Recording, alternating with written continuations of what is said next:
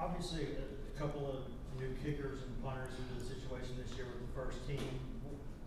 It's different in the spring than the fall, but what have you seen from those guys in the spring, and how much growth have you seen, I guess, from Ross since last year? It was awesome to give him an opportunity to redshirt, and he's got a chance to be a really unique, special player. We're excited about him, and Colby Morgan's doing a great job too. So those guys are out there competing, which is the way you want it, and they're both doing an awesome job. We're having a lot of fun. And from the kicking standpoint, Charles Campbell came in doing a nice job. Max is doing well. JT's kicking it well. I mean, you got three guys doing a heck of a job from the kicking standpoint, and then you have Bennett snapping, who's pushing Matty and Alton, and so you got the room. In year 3, you should have great competition. It's where you should be, or else I shouldn't be standing here. And that's what we got. We got great camaraderie in there as guys pull for each other, and we got great competition, which again, that's our job. Coach, looking at some of those edge guys, particularly James and Josh, how different are they coming in their second year, and what kind of growth do you see from them over the course of the offseason? Josh has had a good camp. James needs to continue to learn how to practice and compete and strain, and Roman Harrison's done a heck of a job. He's had the best camp of all of them. And then Caleb, is coming on. I mean, that guy can be a freaky talent, and he loves ball. The funny thing about Caleb is, like, after practice, he'll come in, and I won't even have had a chance to watch the film yet, and he's watched it all. I mean, that guy eats, sleeps, and drinks ball. He loves it, and again, that's what the great ones do. I mean, a lot of people want to talk about, I want this and I want that, and their actions don't match their expectations. And you get a young guy like that who comes in and who nobody's told him to. I mean, he's done that on his own. And he just goes in there and he locks the door in the meeting room, and he gets after it. So really excited about him as well. Adam, then Rob. When you're trying to identify people for coverage teams, are you just looking at an athletic skill set, or is there a type of attitude that you're looking for? How do you identify those guys? Yeah, all across the board. I mean, we're looking for guys who, got a little chipped tooth, got a crossed eye. If they're like a surfer boy, good-looking dude, I mean, they're probably not going to be on coverage teams, right? They're going to probably be playing quarterback or wide receiver, something like that. We want those guys who are, a little bit, on the spectrum, I guess. And honestly, what we're looking for are guys who can play in space. And I always talk about having executive function. We talk about making full speed decisions based on time and space, and where's the ball and where's your block. And we teach them those concepts, but then when what's flying around out there, I mean, they got to be able to do it, and they got to be able to function, and that's what you look for. And you can drill it, and you can put them in those situations, and you can get a pretty good idea.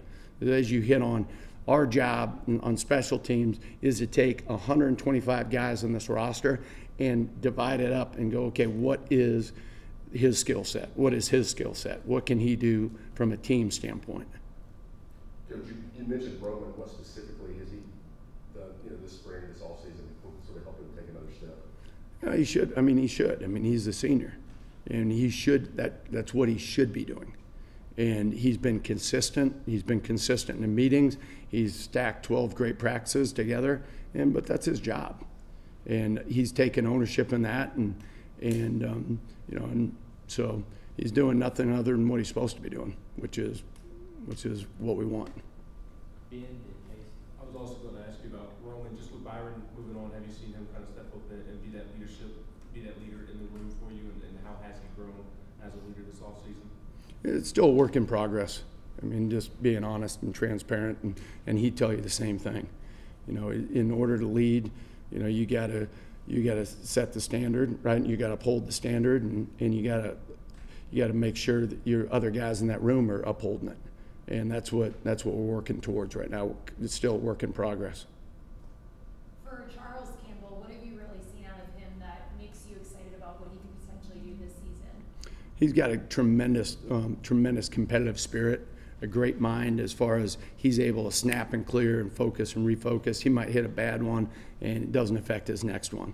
He's really got a pro mindset and works hard, and works hard in the weight room, works hard, you know, in the film room, and obviously on the practice field, and just, you know, he's from Tennessee, and he wants to be here, and it's important to him. And you know, when we offered him a spot here, I called his mom, and I was kind of played a joke on her. I said, "Man," I said, "I just wanted, great to meet you, and just want to let you know we'll do anything we can to help, you know, Charles find a ride to Knoxville, and he better pack up his stuff and get her ASAP." So she was crying. I mean, so again, it's important to him, and it's neat to have somebody from Tennessee who that's his lifelong dream. He wants to play here. Patrick? Talk about Charles being from Jackson.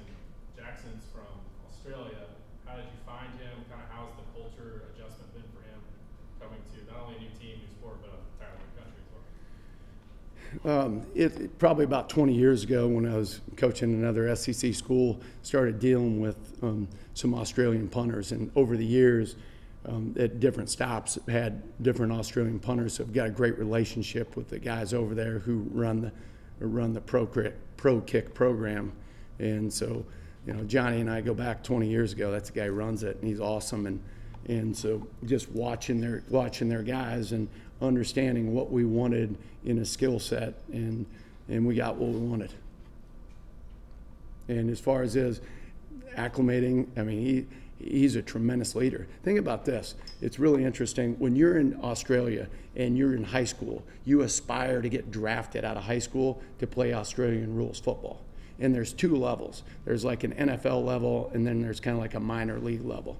Well, he got drafted by the NFL level and played for 3 years, and so he's been a professional, you know, and he's been in that arena, and he's played in front of 100,000 people. So he goes out and kneeling, and he's like, "Yeah, it's pretty cool. It's kind of what I'm used to." So it's a great fit, and he's a great guy. He's funnier than heck now. Wait till you get to know him. Anything else? Ryan, anything, Casey? As far as return stuff is, you obviously got D back, or I would imagine still open competitions there, but how have you kind of handled that this spring, and is D still, a good part of that at both kickoffs and punts, or you letting him focus on one? No, we got a lot of guys. I mean, D's special, man. I mean, the guy, he's what you wanted. I stood up here 2 years ago, and you asked me what we wanted, and I said a fart in a skillet, right? That guy's a fart in a skillet. That's what you want.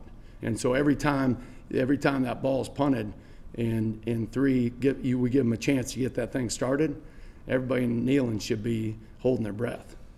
I mean, that's what you want. That's what you aspire for, and that's what the guys in that room, they're competing their tail off, blocking their tails off for him. But we got a bunch of other guys. Squirrel White. I mean, you could plug him in, and he's very, very similar.